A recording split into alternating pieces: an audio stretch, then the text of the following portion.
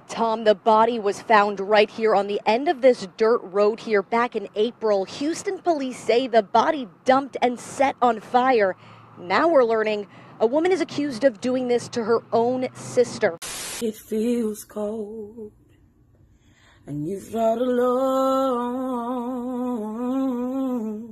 but hold on, better days are coming. Two sisters, one killed, the other charged with murder. And the court documents read like a crime novel. On April 1st, 2022, the Houston, Texas Police Department received the disturbing call of a deceased body found at the end of a dirt road.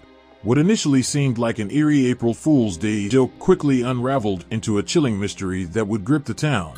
Upon arrival, the police discovered the body of what looked like a young female, but didn't know exactly who this victim was. So the body was taken in for an autopsy, and once the results came back, it was identified as 32-year-old Cynthia Cervantes. The horrifying evidence showed that she had been shot multiple times before her killer maliciously set her remains on fire. This brutal murder suggested that whoever did this either had a deep-seated rage or motive that went beyond just robbery. Join me as we dive deeper into this story to learn the truth about this tragic event and the person behind Cynthia Cervantes' tragic demise. Good day, my beautiful people. I am the mysterious Black Bandit. Welcome back to the #1 true crime/tragic events channel on YouTube. If you enjoy content like this, go ahead and hit that like, subscribe, and turn on those notifications so you don't miss out on any video when I upload. Once you have done that, let's jump into this video. On February 8, 2022, Carmen White and her sister, Cynthia Cervantes, were at their home in Houston, Texas when Carmen got upset and started a heated argument with Cynthia. The argument had got so bad, Carmen began making threats to her sister, stating she was going to harm her and her family. Knowing the type of person Carmen was, Cynthia called the authorities and reported that she was making terroristic threats so the police would remove her from her home. Once they arrived, Carmen was apprehended, and as they were searching her, the police found some illegal substances in her possession. This resulted in her going to jail and having to stay locked up for a few weeks, but eventually, she was given a bond and was able to bail out until she went to trial. While she was in jail, Carmen wasn't able to make it to work, so she ended up losing her job. Then the day that she was arrested, her car was impounded. So once she finally got out of jail, she didn't have enough money to get her car out, so that too was taken from her. After dealing with her sister Cynthia calling the police, having to go to jail, on top of her vehicle being towed and not being able to recover it, Carmen was so angry, she decided she was going to get revenge.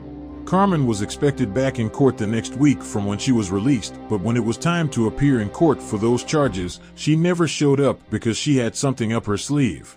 On April 1st, 2022, police arrived at the block of 3500 Cherry Street next to an industrial metalwork business and discovered the body of Cynthia Cervantes. She had been shot multiple times, including once in the back of the neck, and her body seemed to have been set on fire. Tom, the body was found right here on the end of this dirt road here back in April. Houston police say the body dumped and set on fire. Now we're learning a woman is accused of doing this to her own sister.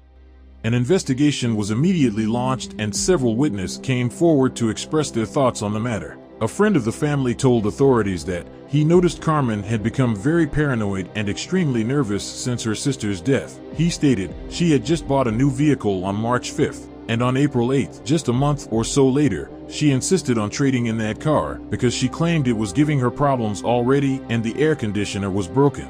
Then Carmen's ex-boyfriend stated, one day out of the blue, Carmen came to his house and asked him to ride with her back to her house. Once they arrived, she directed him into a vacant unit below her apartment and told him she had to show him something. When they walked in, he saw something lying on the ground wrapped in a black garbage bag. Initially, he wasn't able to make out exactly what was in it, but as he took a closer look, he could clearly see that there was a lifeless body.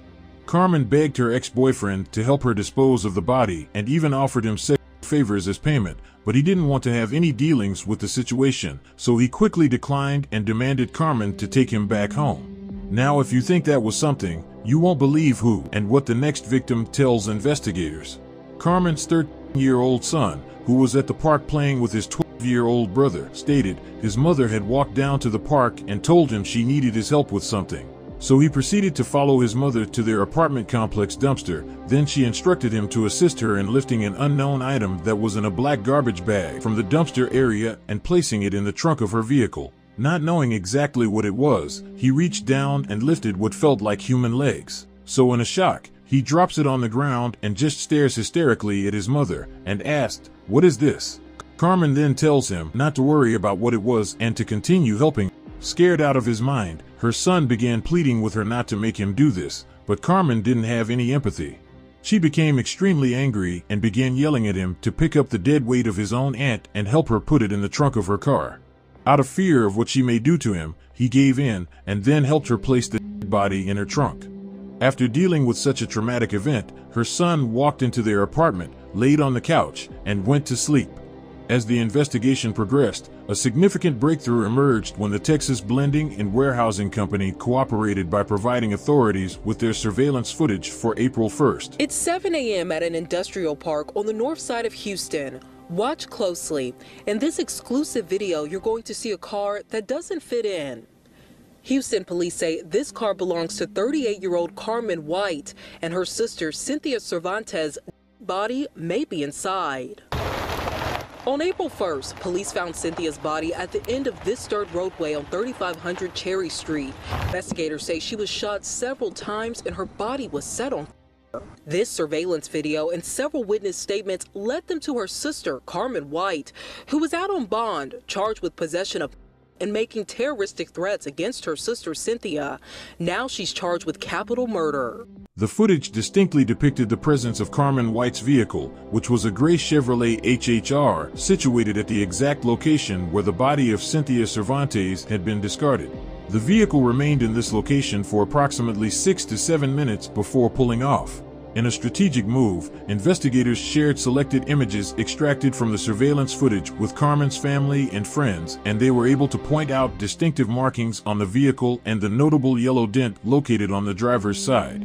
This was all the confirmation the authorities needed to place Carmen White as the prime suspect and put a warrant out for her arrest. On June 27, 2022, a significant development occurred in the case as Carmen White was apprehended and taken into custody. The day that she was arrested, her vehicle underwent a thorough examination by detectives that revealed the blood of Cynthia Cervantes was extensively distributed within the rear cargo area as well as on an envelope that was underneath the front driver's side seat. With the compilation of this compelling evidence, coupled with corroborating accounts provided by her friends and family members, Carmen was facing the grave offense of capital murder charges, and in light to expedite justice, her first court date was set to take place on June 29th. The woman accused of shooting and killing her own sister before burning her body faced a judge today.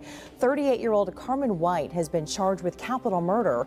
KPRC2's Brittany Jeffers has the very latest from downtown. Carmen White went before that judge around 11 o'clock today. This was an initial appearance. The judge ultimately setting bond at $750,000. So this is, I mentioned, the first time that we have seen Carmen White. She's accused of murdering her sister. On April 1st, police say they found the body of Cynthia Cervantes near 3500 Cherry Street. Investigators say that Cervantes was shot several times and her body was set on fire. White, who is out on bond, charged with possession of and making terroristic threats against her sister Cynthia, is charged with capital murder in this case. Now, police believe that she shot her sister several times and then forced her 9-year-old son to help her move the bagged body into her car. Court documents say that family friends told investigators White was, quote, very angry at her sister for calling the police on her back in February. Investigators say they found traces of blood inside of White's car.